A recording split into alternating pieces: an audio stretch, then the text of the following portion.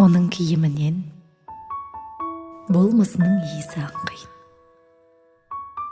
Өзегі толған өкініш, сосын мұң, қайғы. Өкпесі өзі шекпеген темекінің түтініне толған.